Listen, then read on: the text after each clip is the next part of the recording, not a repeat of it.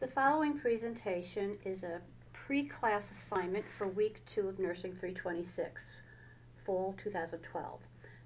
This presentation covers both chapters 12 and 17, or the topics iatrogenesis, adverse drug events, and polypharmacy. Students are responsible for listening to the content, jotting down questions that you might have, and coming to class on Tuesday prepared to apply the concepts and content of this presentation.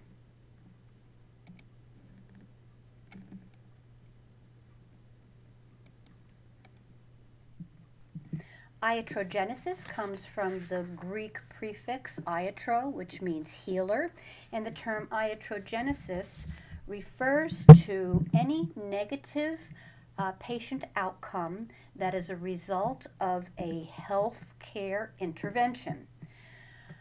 Between 10.6 and 58.3% of hospitalized older adults age 65 and older experience some form of harm during their hospital stay. We do not want to cause our patients harm when they come into the hospital. We are certainly trying to get them better, not put them at any more risk than what they already are. Iatrogenic events are associated with increased patient morbidity, and mortality. They are associated with an increased length of stay and the need for institutionalization or referral to a long-term care facility post-hospitalization for the older adult. Some of the common iatrogenic problems among hospitalized older adults are listed on this slide. The number one type of iatrogenic problem experienced among older adults is the ADE, or the adverse drug event. Older adults are 2.5 times more likely to experience an ADE in the hospital setting than a younger person. Another iatrogenic problem are complications from diagnostic procedures and interventions. The patient goes in to have one thing done and they end up coming out with some complications as a result of it. Older adults are 2 times more likely than younger adults to have this type of, or experience this type of iatrogenic problem. Older adults, because of the natural aging process, have a decreased immune function, and that puts them at risk for developing hospital-acquired infections, a greater risk than their younger counterpart. Pain is considered a common iatrogenic problem among older adults, and the geriatric syndromes as well. A syndrome is a group of symptoms that together indicate or characterize a disease, a psychological disorder, or some other abnormal condition. And older adults are 9 times more likely to fall while they're in a hospital setting and have a negative outcome as a result of that fall than a younger person. They're more at risk for developing delirium or acute confusion, experiencing functional decline while they're in the hospital that is potentially not reversible, and for developing pressure ulcers. There are both inherent or endogenous risk factors that just because of the normal age-related changes that the older adult experiences, that puts them at risk for experiencing iatrogenic events while they're hospitalized.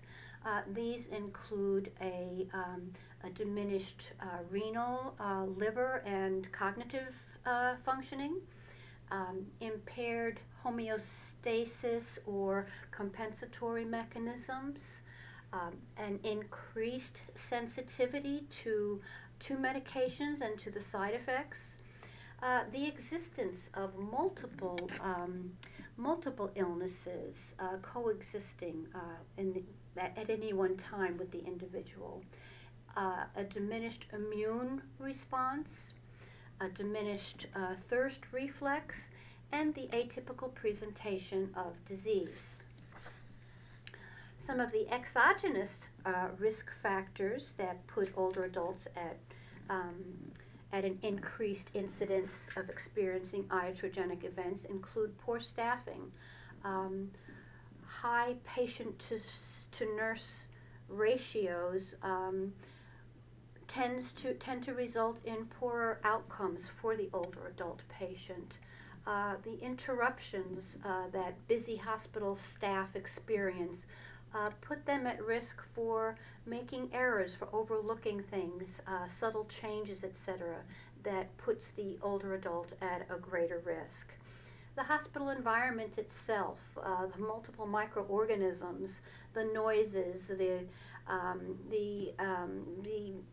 cords and bells and etc., all put the older adult at risk for increased iatrogenic events. And the ignorance of staff, we can't ignore that. We know that many hospital employees, hospital healthcare providers are not adequately educated in the unique needs and care that the older adult patient requires. And this lack of knowledge, this lack of competency in geriatrics puts the older adult at risk for negative outcomes. Cascade iatrogenesis is not a pretty thing. When you think of a cascade, I like to think of a nature scene where there's a waterfall and the water is cascading down this beautiful landscape. Well, cascade iatrogenesis is a similar concept, but it's not pretty. Cascade iatrogenesis is a phenomenon that occurs when an initial medical intervention triggers a series of complicating events that initiate the decline of an individual that is often irreversible. An example of this would be an individual who comes to the hospital for a respiratory problem, an older adult. While they're hospitalized, they're fatigued, they've got IV lines hooked up, and they tend to be not as active as they had been in the past, and their body undergoes some muscle wasting. It happens pretty quickly. You'd be really surprised, even in pretty healthy individuals. But it happens more readily with the older adult. So they become deconditioned, they get up out of the bed to go to the bathroom, and they fall.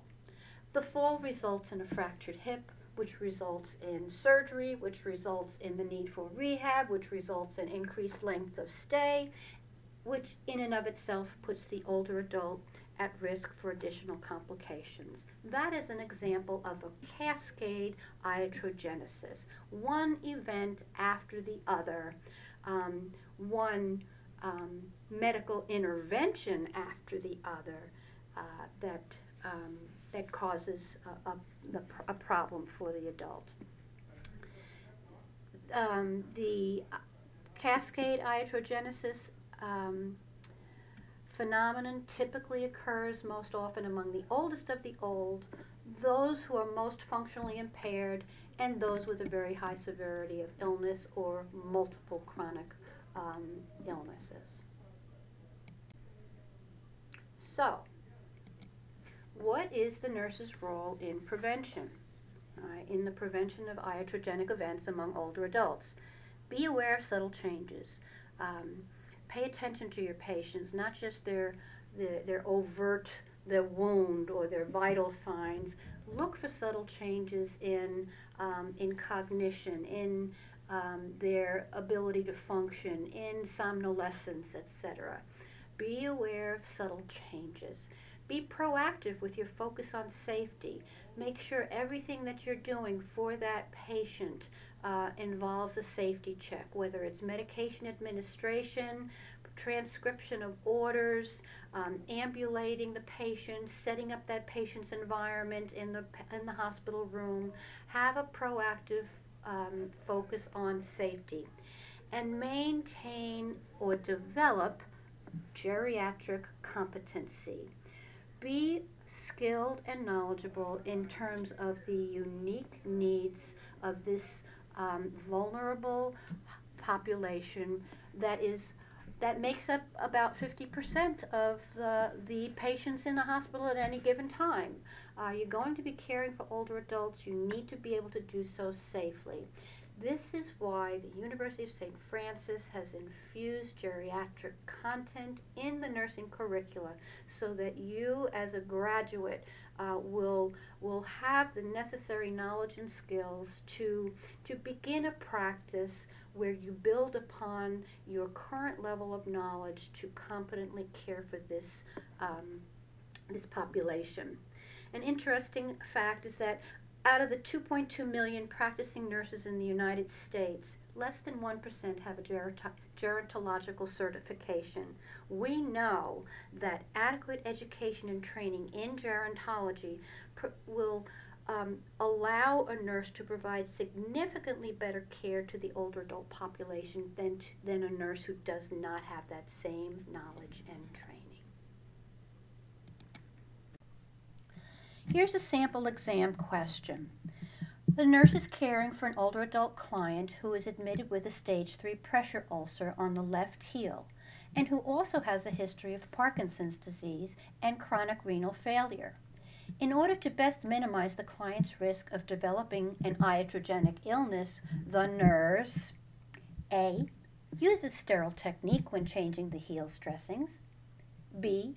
reviews all the medications that the client is currently taking for possible adverse reactions, C. instructs the client to use the call bell to get assistance when needing to go to the bathroom, or D. assists the client in choosing the appropriate foods from the daily menu he receives. I'll give you a moment to select the correct answer.